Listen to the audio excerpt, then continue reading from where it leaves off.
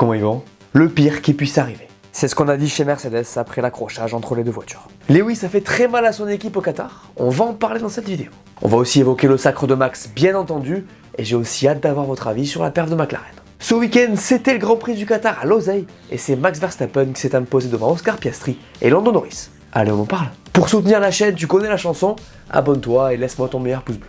On va se faire cette fin de saison bien tranquillement ensemble, et j'ai pas mal de contenu pour toi. Juste avant de passer à la suite les gars, je voudrais vous parler de quelque chose. En fait aujourd'hui je voudrais vous parler d'un bouquin que j'ai trouvé très récemment et qui est incroyable si vous aimez l'automobile. Il s'appelle Voyage en zone rouge et il vous parlera si vous aimez cette marque incroyable qu'est Honda. Alors celui-là c'est le volume 2, mais c'est une série qui est assez incroyable. Le premier raconte l'histoire de la Honda Type R en partant de la naissance du fondateur de la marque jusqu'à 2015, et le second surfe sur le succès du premier pour vous montrer des choses inédites et incroyables sur cette marque iconique. Il y a aussi des anecdotes sur la F1, on va parler de l'histoire de Honda dans la catégorie, plein d'autres choses. Dites-vous bien que l'auteur que je connais a été adoubé par le président de Honda lui-même cette année. Bref, l'histoire est incroyable. En plus de ça, le livre en lui-même est hyper beau. Il y a un vrai effort sur la finition qui s'inspire du monde de l'auto.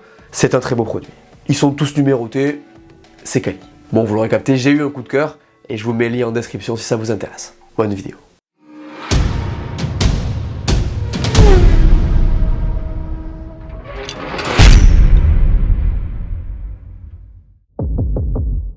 Ma note pour ce Grand Prix du Qatar, c'est 3 sur 5. On a eu un très gros week-end de course, c'était vraiment intense. En vrai, clairement, c'est un 3.5.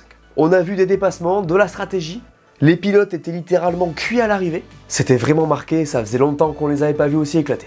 Dans la cool room, les mecs se sont allongés, certains ont vomi, c'était compliqué. Et oui, parce qu'à cause de l'inquiétude qui entourait les pneus et le risque d'éclatement lié au nouveau vibreur, la FIA a imposé un maximum de 18 tours sur un train de gomme, ce qui a vraiment bouleversé la course. Les pilotes ayant gardé des pneus ont été avantagés, la stratégie a joué son rôle, mais surtout les gars, les mecs ont attaqué du début à la fin. C'était tour de qualif sur tour de qualif, en vrai ça fait quand même plaisir. Bon, je suis pas pour le généraliser, hein, loin de là, ça limite beaucoup trop la strat, mais cette intensité était impressionnante à voir. Par contre, on a encore une fois eu droit au cirque des limites de piste, là il va falloir trouver une solution.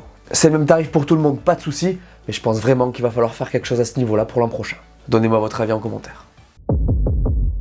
Jetons maintenant un œil au classement. Max vainqueur devant Piastri et Norris, Russell suit devant Charles Leclerc, Alonso est P6, Ocon est 7, Bottas 8, Guan Yu Zhou est P9, et c'est Sergio Pérez qui complète ce top 10. Max Verstappen est champion du monde 2023 et entre dans le groupe très fermé des triples champions du monde. Alors je parle de Max dans cette rubrique très souvent, ça a été le cas 82% du temps cette saison d'ailleurs, et vous savez ce que je pense de lui et de sa saison. Max est un monstre de ce sport, un ogre qui ne laisse jamais rien passer et dévore tout sur son passage. 2023, c'est une année totale pour lui où il a mis absolument tout le monde KO. Pour rappel, cette saison, Max c'est 14 victoires, 16 podiums, 10 pole positions, 8 meilleurs tours en course et 2 victoires en sprint. Sans oublier son record de 10 victoires de suite et qu'il vienne battre le record de tours menés en une saison. Voilà, le pire dans tout ça, c'est qu'il reste 5 courses à disputer. J'espère que vous êtes bien accrochés. Mais parlons un peu du Qatar. Promis, on va le faire très vite parce que ça change très peu d'habitude. Alors sur le papier c'est facile, le Grand Chelem s'est fait sans trop de soucis, mais il y a quand même eu un peu de challenge. D'abord sur le sprint, il n'a pas réussi à aller chercher la victoire. P3 sur la grille, P2 au finish, c'est assez inhabituel pour lui. Après clairement on s'en fout, hein. C'est un sprint. Le dimanche c'était aussi assez tranquille, mais attention, faut noter qu'au final il ne met que 4 secondes à Piastri. Les McLaren elles étaient proches, et ils ont bien fait de ne pas plus foirer son dernier arrêt chez Red Bull. D'ailleurs il y a une scène qui m'a régalé, c'est quand on lui demande d'accélérer un peu là. C'est drôle parce que le mec est tellement habitué à ce qu'on lui demande de ralentir, que là il comprend pas en fait. Il croit qu'il a mal entendu. Bon, il a accéléré, hein. À tel point qu'il a pris un tour à Pérez, et franchement, l'image, elle fait mal. Mais bon, comme je l'avais dit dans la preview, je n'en suis pas hyper surpris. Je suis malade, les gars, désolé. Je suis malade. Checo, il marque un petit point sur ce Grand Prix où il y en avait beaucoup plus à aller chercher. Il rate encore la Q3, il prend des pénalités. C'était encore un week-end très compliqué. Bon, il se fait sortir du sprint sur un incident dont il n'est pas responsable, mais ça ne va pas et vous n'avez pas besoin de moi pour le voir. Bref, c'est la 49e victoire de Max, mais on retiendra avant tout qu'il est maintenant 3 fois champion du monde.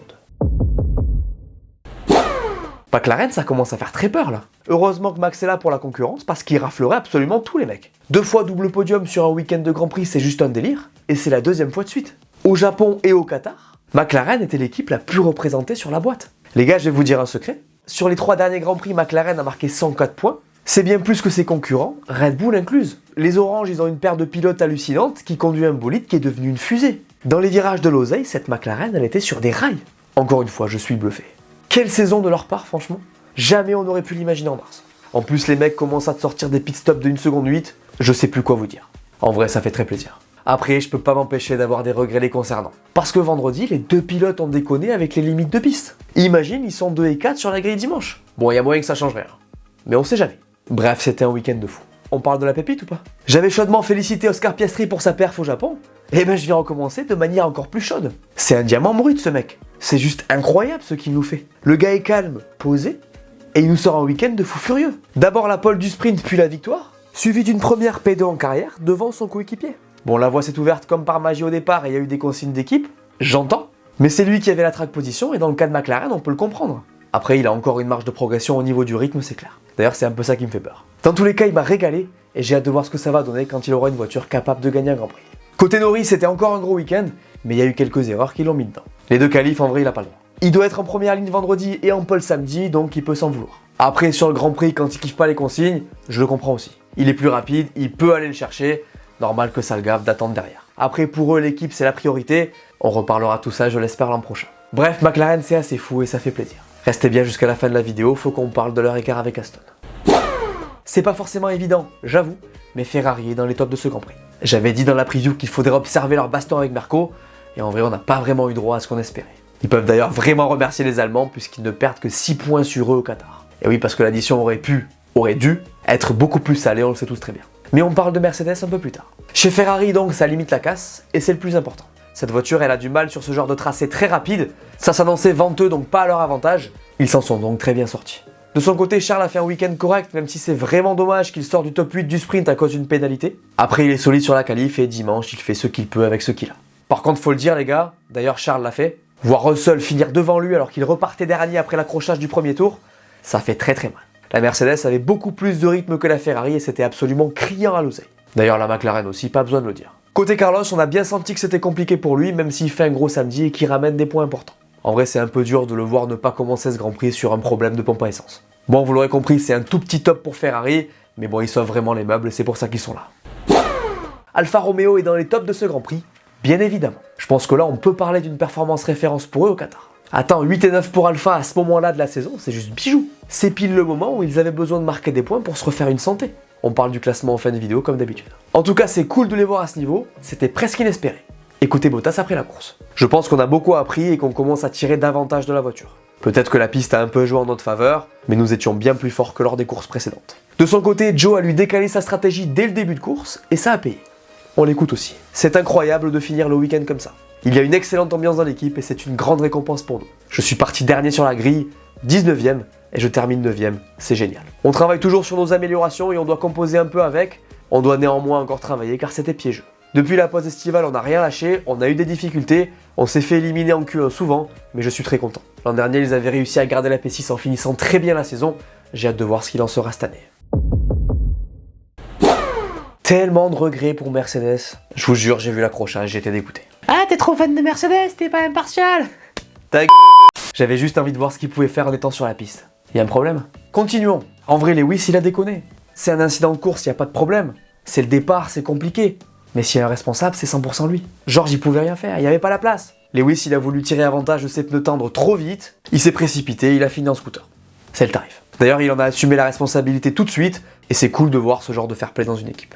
Il n'a pas toujours été comme ça. En tout cas, c'est terrible pour eux parce qu'ils avaient un rythme de ouf. Les gars, faut qu'on parle de George Russell qui repart dernier et qui finit P4. Cette Mercedes au Qatar, elle fonctionnait du feu de Dieu. C'est pour ça que j'aurais kiffé voir une bataille avec McLaren en vrai. Parce que la voiture orange roulait très vite, mais la voiture noire n'avait que très peu à lui envier. Avec la track position en plus, ça aurait été cool à voir. J'avoue que j'aurais aussi été très chaud de voir ce que Lewis aurait fait avec ses pneus.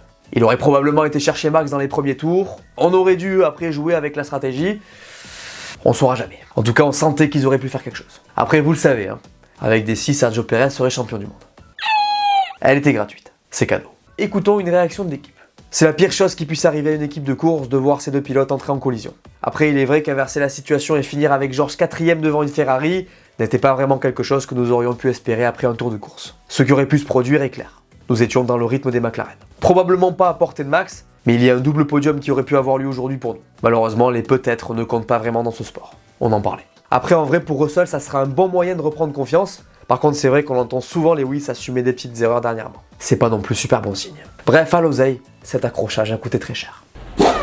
Faut qu'on parle de Stroll, parce qu'il n'y a vraiment plus rien qui va avec ce pilote. Alors je veux bien qu'ils soient en CDI, que son père soit en Formule 1 pour le faire conduire, mais là je comprends plus. À quel moment la marque Aston Martin va-t-elle se rendre compte que ça devient embarrassant pour son image? Désolé, mais il y a un problème. Stroll il se rend Q1 2 fois ce week-end quand son coéquipier fait P4 sur la grille, il prend plus d'une seconde dans la tronche, on le voit pousser son physio dans son garage, il se met à jurer devant les caméras.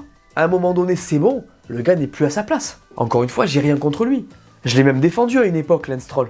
Mais là, il représente juste plus les valeurs du sport que je kiffe. N'importe quel autre pilote sur la grille avec ces perfs-là, c'est dehors et c'est normal. À un moment donné, on lui demande de laisser passer Fernando parce qu'ils sont sur des stratégies différentes.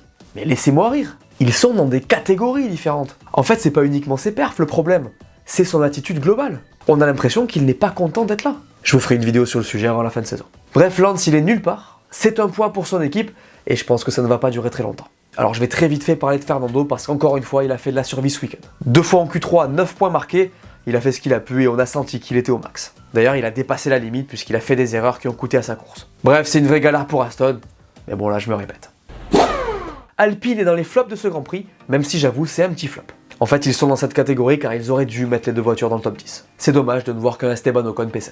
Alors je sais, il y a des moments cette saison on aurait signé des deux mains les gars, mais vu la perte de la voiture, je suis pas d'accord. Et il y a plusieurs choses qui ont fait que Pierre Gasly n'est pas là. D'abord, il y a ses propres erreurs sur les limites de piste. Au final, il prend 15 secondes de pénalité et ça ruine complètement sa course. Encore une fois, les règles sont les mêmes pour tout le monde, donc c'est sûr que c'est vraiment pas idéal de voir autant de temps ajouté à son chrono. Mais il n'y a pas eu que ça. Chez eux, on n'a pas été bon sur les pit stops, c'était trop lent et on a raté certains arrêts. C'est le genre de truc que tu dois absolument changer si tu veux titiller une équipe comme McLaren. Chez les Bleus, on était loin des 1 seconde 8. Et enfin, on l'a su au moment des interviews, Pierre avait un problème moteur pendant la course, donc n'a pas pu avoir toute la puissance. Quand ça veut pas, ça veut pas. Hein. Bref, c'est dommage de finir avec ce résultat parce qu'on aurait clairement pu faire mieux. La semaine dernière, je vous avais demandé si vous pensiez que Red Bull devait garder Sergio Pérez, et vous avez répondu. Toi, The Kid, tu nous dis, si Checo continue comme ça, ce serait intéressant de mettre Daniel dans la Red Bull, histoire de commencer à le former en sachant qu'ils auront de l'avance pour l'année prochaine. Et tu peux tenter un Lawson chez AlphaTauri tranquillement. Toi-même, tu sais, je suis assez d'accord avec ça. Passez voir ma vidéo sur le sujet pour plus d'infos. Elle en pense quoi, Elise? C'est sûr qu'après une saison comme celle-ci, Pérez doit vraiment envisager une autre écurie pour continuer en F1, parce que là, c'est très mal. Toutefois, attendons de voir la suite, peut-être qu'il y aura du mieux. Je pense que ça va être très chaud pour lui, après t'as raison, il serait sûrement beaucoup mieux dans une équipe de milieu de tableau. Passons maintenant à la question du jour, et là je vous propose de parler de l'équipe en forme du moment. Pensez-vous que McLaren va gagner un Grand Prix cette saison? Dites-moi aussi pourquoi et je passerai vous répondre. Comme d'habitude, je sélectionne 2 commentaires, et on en parle au prochain débrief. Jetons maintenant un œil au championnat. Max champion du monde, c'est donc fait. Lewis Hamilton est maintenant à 30 points de Checo. Charles se rapproche à 8 points de Carlos. À noter que Norris n'est vraiment pas loin. Au constructeur, je vous parle plus de Red Bull. Ferrari est à 28 points de Marco. Et McLaren n'est plus qu'à 11 petites unités d'Aston Martin. Notez aussi bien qu'Alfa Romeo passe devant Haas et se rapproche de Williams. La suite c'est dans 2 semaines et c'est à Austin. On va se refaire un triple header de la mort avec Austin, Mexique, Brésil pour bien terminer le continent américain. Et je peux vous dire que ça va être sportif pour moi. Les nuits blanches pour les débriefs, c'est un vrai kiff. Dans tous les cas, ne bougez pas, il y aura du contenu sur la chaîne comme d'habitude. En attendant, prenez soin de vous. Voilà, merci à tous de m'avoir écouté, j'espère que cette vidéo vous a plu, laissez-moi un pouce bleu, dites-moi en commentaire ce que vous avez pensé de ce Grand Prix. N'oubliez pas la question du jour et d'aller voir mes dernières vidéos que vous n'aurez pas vues, dites-moi tout et on s'abonne. Allez, ciao!